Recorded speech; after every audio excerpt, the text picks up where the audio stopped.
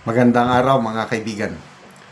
Bigyan natin ng reaction opinion itong post ng si Attorney Roy Nagwanson nag-post, isinare niya ang post ng Peanut Gallery Media Network.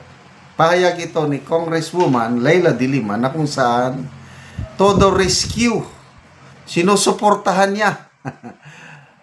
Tinutulungan niya si Congressman Sandro Marcos.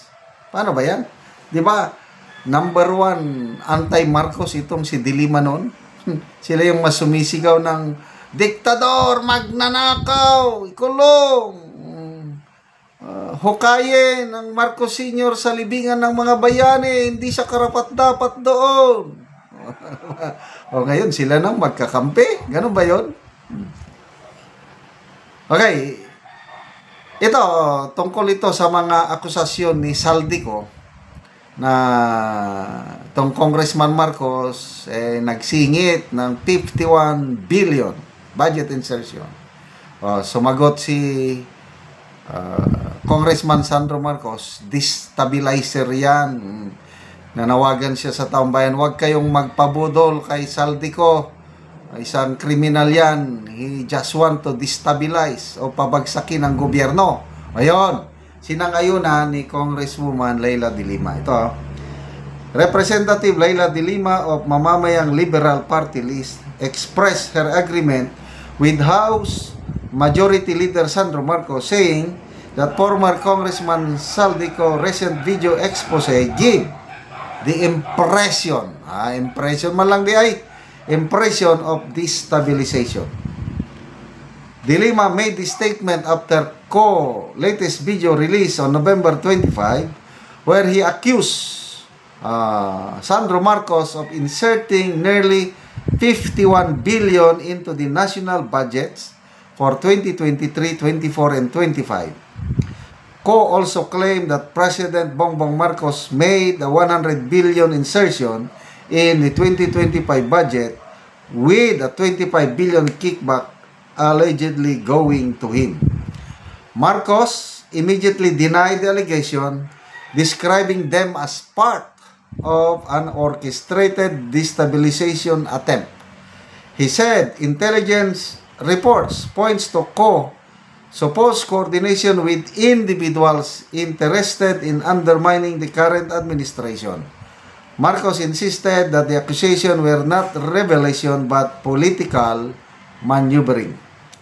De Lima echoed this sentiment, saying that releasing accusation through a series of videos instead of bringing evidence to official channels raises questions about the intent behind his disclosures.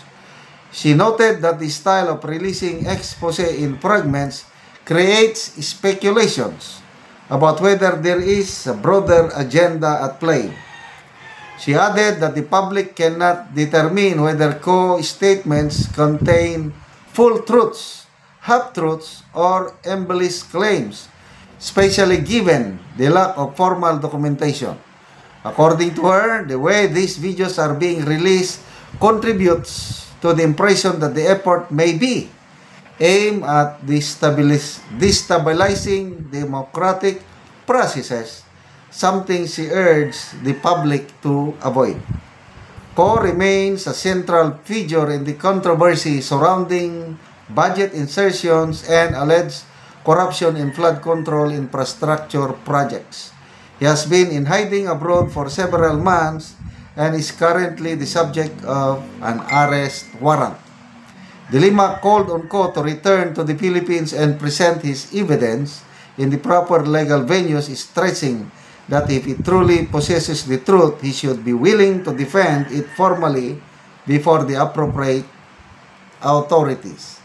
She also criticized his decision to continuously release videos without any accompanying affidavits or verified documents. De Lima said that relying solely on video statements is insufficient for claims of this magnitude and only deepens uncertainty about the accuracy of the allegations. She emphasized that credible accusation must be supported by sworn statements and proper submission of evidence so that the matter can be fully transparently examined. Oh, ito ang aking reaksyon. Honorable De Lima, nung si Orly Gutesa, may sworn statement siya, nag-oath pa siya sa Blue Ribbon Committee. Anong ginawa nyo? Pinagtawanan ninyo. Oh, ngayon, si Saldico nagsasabi, again, mag-oath siya, mag-sworn statement. Depende na sa taong bayan. Basahin niyo ang mga comments. Mas marami, sa opinion ko lang ha, mas marami ang mga tao na naniniwala sa mga sinasabi ni Saldico. Kasi may mga resibo siya. Although hindi lahat, hindi lahat ng sinasabi niya doon ay totoo. May mga hindi ko tinatanggap. Kailang mas marami ang totoong sinasabi. It's now in the court of public opinion. Basa tayo ng mga comments. JD Jib, di tayo na-inform. Sila pala yung ka-uniteam ng Marcos admin. Sila na. Unipink na ngayon eh. Wala nang uniteam. Unipink. George Mario Onsano, De Lima sumuporta kay Marcos. Angelita Mendoza, birds of the same feather.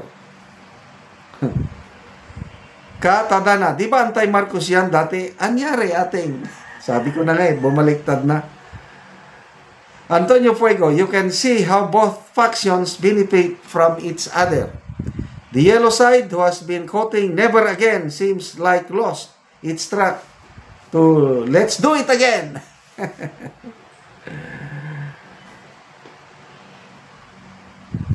Lynn Kotobi, when there is smoke, there is fire. It doesn't matter, firefighter or not. Justin Ruga, now you get to see what a troll look like. Nemesio Felix, that's not destabilization. That's protecting himself from the allegation thrown to him by the admin. Yes, ako, walang kakayahan si Saldico na mag-destabilize dahil nagtatago na nga eh. Survival ang kanya. Iniipit nyo ako, ikukulong nyo ako, isasama ko kayo. Di ko anong nalalaman niya, sinasabi niya. And to me, although may kasalanan si Saldico, dapat makulong, maparusahan. But nagpapasalamat ako sa kanyang mga sinasabi dahil mas maraming katotohanan ang sinasabi niya. O, yung una niyang resibong nilabas, 100 billion na budget insertion. Pinag-aralan ni Senator Lacson, sabi niya, totoo. Naisingit yan sa BICAM. Although yung kickback, 25 billion, hindi naman natanggap ng presidente, ibang nakatanggap. So, ayun. So, yung aligasyon ni Saldico na meron ding 51 billion si Sandro Marcos, naglabas siya ng dokumento, ako, naniniwala ako doon. Now, battle of public opinion. Talo sila. Okay, salamat mga kaibigan sa inyong pagsubaybay sa ating channel. Nakakatulong kayo ng malaki sa tribong talandig ng Bukidnon dahil namimigay tayo ng libreng yero at pako galing sa ating sweldo sa channel nito para naman itong tribong ito makapagpatayo ng mas maayos na tirahan. Panoorin nyo ang video na ito, makita nyo ang kalunos-lunos na kalagayan nitong tribong ito. O karon mo na ni si Angkol ang matagaan og yero.